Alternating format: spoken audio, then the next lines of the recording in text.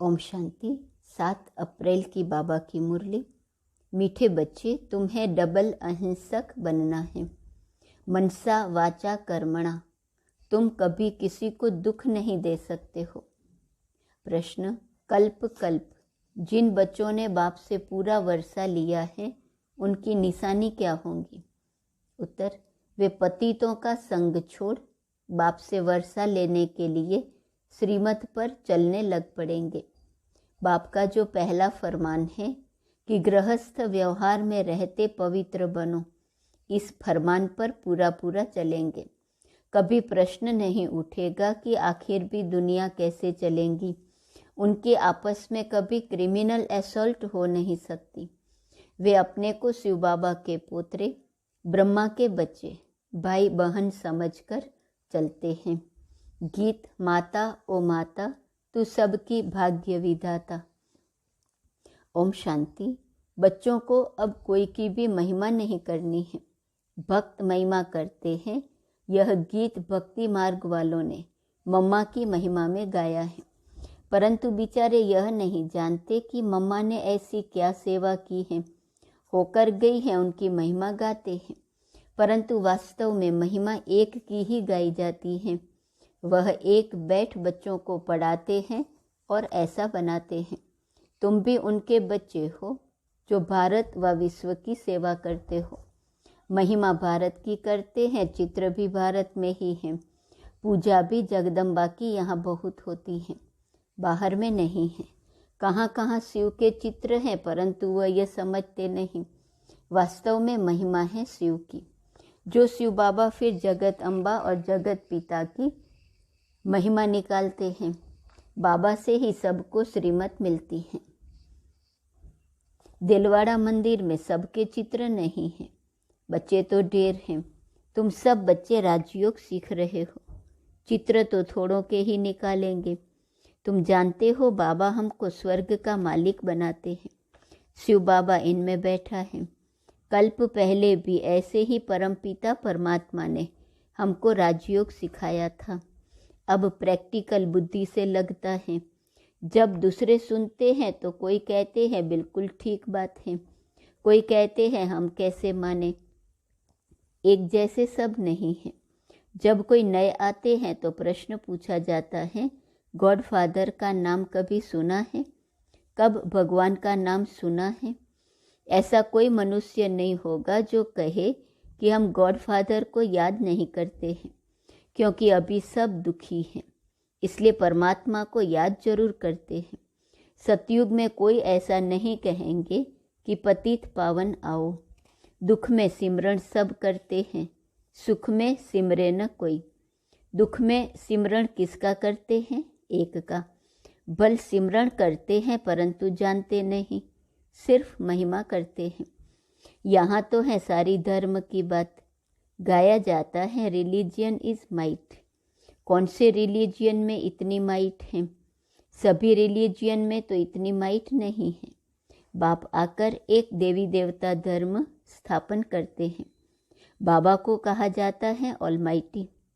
तो जो धर्म स्थापन करते हैं उसमें भी माइट है। तुम जानते हो हम देवता धर्म वाले बनते हैं तो हमारे में कितनी माइट आती है। हम बाप से वर्षा लेते हैं, हम कोई हिंसा नहीं करते हैं। सतयुग में दोनों हिंसा नहीं होती।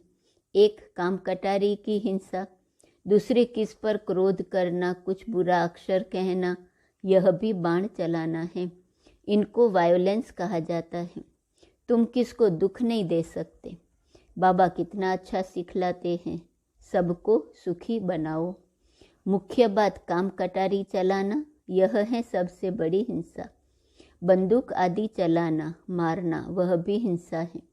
कोई भी प्रकार से किसको दुख देना हिंसा है।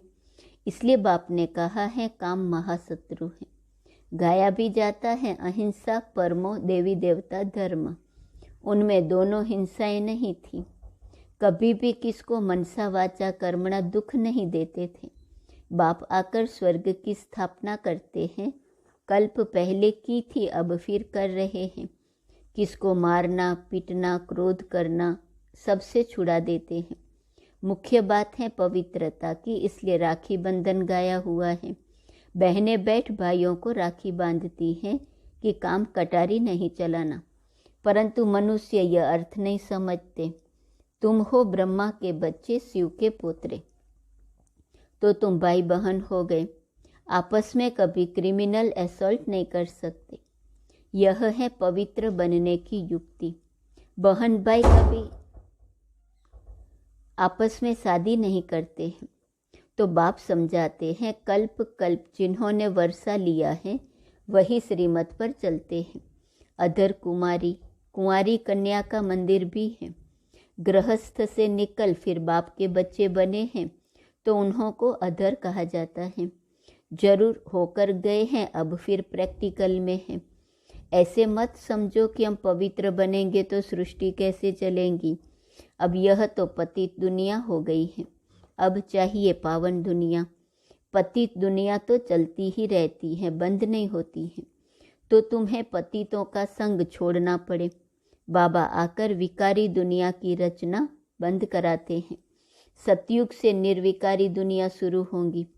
बाप आकर बच्चों को फरमान करते हैं, फिर कोई माने न माने। श्रीमद् भगवानुवाच। भगवान बच्चों को बैठ पढ़ाते हैं, क्या बनाएंगे? जरूर भगवान भगवती बनाएंगे। जो जैसा है वह ऐसा ही बनाएगा। निराकार भगवान बैठ निराकार आत्माओं को पढ़ाते हैं इस शरीर द्वारा। यह है बाबा का लॉन्ग बूट। बाबा को शरीर तो चाहिए ना। उनकी शरीर रूपी जूती पुरानी हो गई है। जब नई थी तो गोरी थी, अब काली हो गई है। बाबा ने समझाया है, तुम इस समय श्याम हो फिर सुंदर बनते हो। इस समय हर एक श्याम बन गया है। उनको 84 जन्म लेने पड़े। श्री कृष्ण पहले सुंदर था, धीरे धीरे सुंदरता कम होती गई। श्री कृष्ण का चित्र भी है। नरक को लात मार रहे हैं और हाथ में स्वर्ग है। कहते हैं मैं स्वर्ग में सुंदर था और नरक में श्याम हूँ तो लात मारता हूँ। जो भी सूर्यवंशी घराने के हैं वह सब सुंदर थे। सारी डिनाइस्टी राज्य करती थी। अब सभी काले बन गए हैं, इसलिए श्याम सुंदर नाम चला आता है। श्री कृष्ण की आत्मा ही पहले जन्म लेती है। श्री कृष्ण के साथ सारी राजधानी भी है।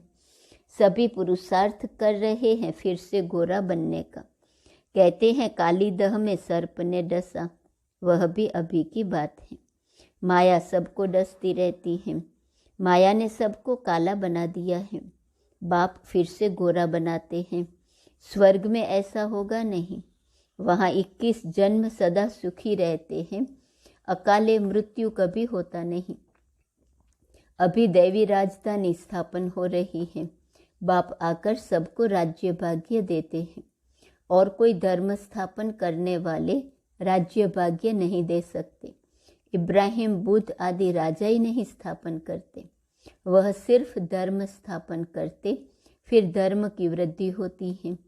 उनको वास्तव में गुरु नहीं कहा जा सकता, क्योंकि गुरु करते हैं सद्गति के लिए। वह तो आते हैं धर्म स्थापन करने, न कि सद्गति करने। उनके पिछाड़ी उनके धर्म की आत्माएं नीचे उतरती हैं। तो गुरु भी वास्तव में कोई को कह न सके। सबकी सद्गति करने वाला एक शिव बाबा है। उनके लिए ऐसे नहीं कहेंगे कि वह जन्म लेते हैं, यह रॉन्ग हो जाता है। वह अवतार लेते हैं। जन्म लेना अर्थात गर्भ में आना। मैं गर्भ से जन्म नहीं लेता हूँ, अवतार लेता हूँ। परंतु कैसे आते हैं यह कोई समझते नहीं है। मैं परम धाम से आकर इस तन में प्रवेश करता हूँ। मुझे शरीर तो चाहिए ना, और चाहिए बड़ा शरीर। छोटे तन से तो बात कर न सके। मैं अनुभवी रथ, बहुत जन्मों के अंत के जन्म वानप्रस्थ अवस्था में आता हूँ। गीता में भी है कि मैं इनके जन्मों को जानता हूँ। यह अपने जन्मों को नहीं जानता था, अब तो जानते हैं। एक बार बता देता हूँ। पहले यह देवता था। 84 जन्म लेते लेते अंतिम जन्म में है, तब मैंने इसमें प्रवेश किया है। यह है कल्याणकारी जन्म। बाबा आकर इनके द्वारा पढ़ाते हैं, तो यह माता भी हो गई। वास्तव में यह है माता, परंतु सर्विस पिता के रूप में करते हैं, इसलिए मम्मा को निमित्त बनाया है। तुम बच्चे भी उनके साथ निमित्त बनते हो, सबको स्वर्गवासी बनने का रास्ता बताते हो। मनुष्य मरते हैं तो कहते हैं स्वर्गवासी हुआ, वह पुरुषार्थ नहीं करते हैं। हम तो स्वर्गवासी बनने के लिए पुरुषार्थ कर रहे हैं। सतयुग में लक्ष्मी नारायण थे, उन्हों को स्वर्ग का मालिक बनाने वाला कौन? जरूर नहीं थे तब बनाया, इसमें तकलीफ की कोई बात नहीं है। बाबा सिर्फ राय देते हैं कि गृहस्थ व्यवहार में रहते इस अंतिम जन्म में पवित्र बनो। अब पुरानी दुनिया का विनाश होना है। सतयुग में रावण को जलाते नहीं। मनुष्य कहते हैं यह रस्म अनादि चली आती है, परंतु कब से चली जानते नहीं। द्वापर से रावण को जलाना शुरू किया है। रावण का कोई ठिकाना नहीं है। शिव बाबा का ठिकाना है परम धाम। रावण का धाम कहाँ है? वह सभी में प्रवेश कर लेता है, कोई एक ठिकाना नहीं है। जब रावण राज्य पूरा होगा, सभी पावन बन जाएंगे, फिर रावण का नाम निशान भी नहीं होगा। राम और रावण दो चीजें हैं। राम स्वर्ग स्थापन करते, रावण दुखी बनाते। मैं कोई सर्वव्यापी नहीं हूँ, रावण सर्वव्यापी है। फिर मैं आकर इन भूतों को निकालता हूँ। यह भूत ही सभी को दुख देते हैं। इन भूतों पर विजय पहनाकर स्वर्ग का मालिक बनाता हूँ। तुम बच्चे सभी स्वर्गवासी बनने के लिए पुरुषार्थ कर रहे हो। वह लोग कहते हैं स्वर्गवासी हुआ, तो फिर रोते क्यों हो? वहाँ तो वैभव ही वैभव है। मनुष्यों को स्वर्ग ही याद पड़ता है, परंतु पुनर्जन्म फिर भी नरक में ही लेते हैं। तुम जब सतयुग में हो तो पुनर्जन्म सतयुग में ही मिलता है। अब नरक बदल स्वर्ग आने वाला है। दुख की दुनिया बदल सुख की दुनिया आने वाली है। अब सर्व का सद्गति दाता आया है, सबको सुखी करने के लिए। अच्छा, मीठे मीठे सिक्की लदे बच्चों प्रति माता पिता बाप दादा का याद प्यार और गुड मॉर्निंग। रूहानी बाप की रूहानी बच्चों को नमस्ते। रूहानी बच्चों की रूहानी बाप को नमस्ते नमस्ते नमस्ते।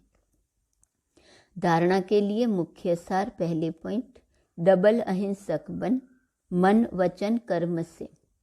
किसी को भी दुख नहीं देना है। पवित्रता की सच्ची राखी बांधनी है। दूसरा, पतितों का संग छोड़, एक बाप के फरमान पर ही चलना है। स्वर्ग का मालिक बनने के लिए भूतों पर विजय प्राप्त करनी है। वरदान, हर कर्म का बोझ बाप पर छोड़, स्वयं ट्रस्टी बन रहने वाले डबल लाइट फरिश्ता भव। हिम्मत रखने वाले बच्चों को बाप दादा सदा ही मदद करते हैं। बच्चे श्रेष्ठ संकल्प करते और बाप हाजिर हो जाते। सिर्फ बाप के ऊपर सारा कार्य छोड़ दो तो बाप जाने कार्य जाने। खुद अपने ऊपर जवाबदारियों का बोझ नहीं उठाओ। ट्रस्टी बनकर रहो तो सदा हल्के डबल लाइट फरिश्ता बन उड़ते रहेंगे। दिल साफ है तो मुराद हासिल हो जाती है। स्लोगन, उमंग उत्साह के पंख सदा साथ हो तो उड़ती कला में उड़ते रहेंगे। उमंग उत्साह में रहो तो उड़ती कला में उड़ते रहेंगे। आज का स्वमान है, मैं आत्मा डबल लाइट हूँ। अव्यक्त इशारे की पॉइंट, 7 अप्रैल। फरिश्ता अर्थात डबल लाइट। फरिश्ता सदा चमकने के कारण सर्व को अपनी तरफ स्वतः आकर्षित करता है। फरिश्ता सदा ऊंचे रहते हैं। फरिश्तों को पंख दिखाते हैं क्योंकि उड़ते पंछी हैं। तो जब बाप मिला, ऊंचा स्थान मिला, ऊंची स्थिति मिली, तो सदा उड़ते रहो और बेहद सेवा करते रहो। ओम शांति।